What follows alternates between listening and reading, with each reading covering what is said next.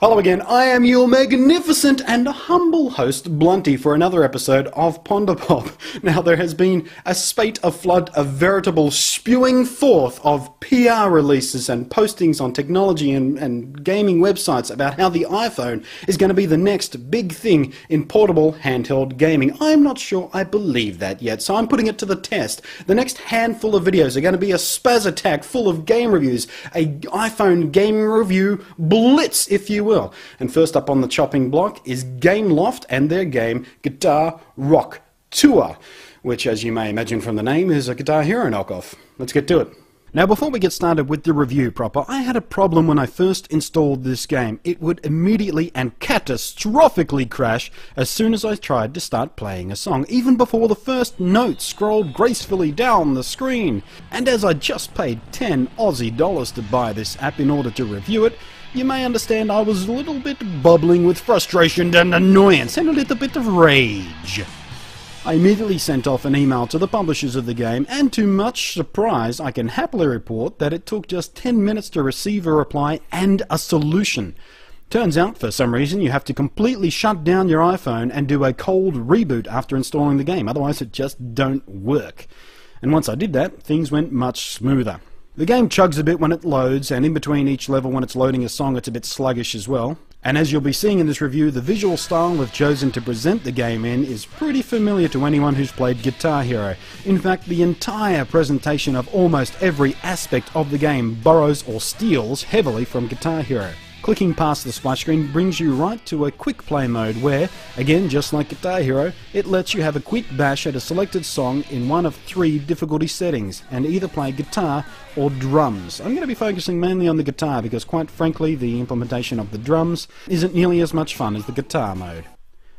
Just like Guitar Hero, you can also play a tour mode, which sees you travelling around playing sets of songs which you must successfully complete in order to move on to the next gig. The carrot at the end of the stick for playing this mode is to unlock all of the 17 included tracks for play in quick play mode.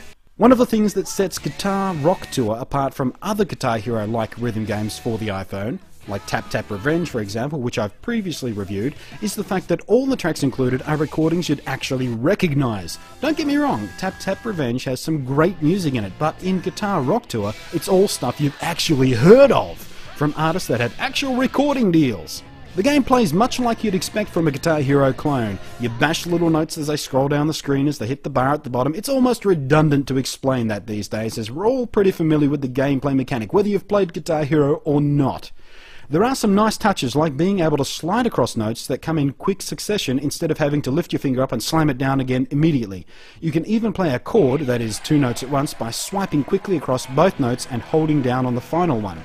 These 2 techniques come in very handy when playing on the hard difficulty mode, as the notes come in thick and fast. Actually, playing the game is often an exercise in frustration. The sensitivity is annoyingly high at times, given that the best way to play is with 2 thumbs. The fact that even if you slightly brush the screen with a thumb that isn't playing the note required leads to an annoying twang sound, and a missed note is maddeningly irritating, and has cost me a perfect score on countless occasions. On the other side of the coin, it will often refuse to register a note played. I've literally lost count of the amount of times I've sullied my iPhone's little digital ears by shouting naughty words at it when a note I swear upon my very life that I hit accurately, played correctly, and avoided accidentally touching the screen with my thumb not in use, and have the game utterly fail to register that note. One more thing borrowed from Guitar Hero is star power. Who cares what they call it here? It's star power. You know it, I know it, it's star power. You earn it by successfully playing a glowing sequence of notes, and when activated it gives you a temporary time-limited doubling of your score multiplier. Sounds familiar, right? The problem is, to activate it you have to reach halfway up the screen and swipe, not tap, but physically swipe on a little toggle switch. Which, while not impossible to do amongst the flurry of notes scrolling down, it certainly is improbable and awkward and an utter pain in the ass. Why didn't they steal one more thing from Guitar Hero and just use the iPhone's inbuilt accelerometer and have you give the iPhone a little jerk upwards to activate it? It's stupid and annoying. Within this power-up system is a thing they call Pyro Mode, which, once available, will burn up the screen and obliterate the next sequence of notes. It's designed to save you from playing an especially difficult section by simply removing those notes from play. In reality, all it does is break your rhythm and throw off your groove. None of these problems really break the enjoyment factor of the game once you learn to work around them. There is one more issue which really does damage gameplay in a real way though, and that is in their quest to emulate Guitar Hero with a little 3D rendered band on stage dancing around and all the graphical bells and whistles that don't actually make the game any better, I found the game will quite often drop in frame rate, stutter, and quite frankly spaz out, and sometimes this will even lead to the music or notes becoming slightly out of sync or pausing during gameplay, which really plays havoc with your rhythm. I've noticed this issue is even more exaggerated when your iPhone goes to fetch your email or something in the background.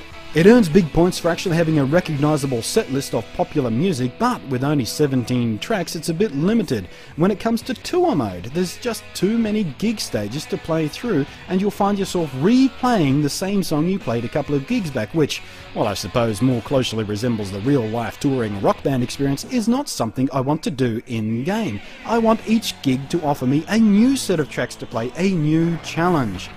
When I completed my first playthrough of Tour Mode, there were a couple of the 17 tracks I must have played like 3 or 4 times each, and it got kind of monotonous. The game has some pretty annoying quirks and some very irritating flaws, most of which I expect could be solved in updates, but it is still pretty playable and even quite enjoyable. But if you plan on playing Tour Mode, you're going to need your power adapter or one of the iPhone battery extenders, because I was struggling to get through an entire Tour Mode on a single battery charge. This game is one you're better off playing at home and not while waiting in an airport or something. Not at least if you want your iPhone to have enough battery charge left to be useful.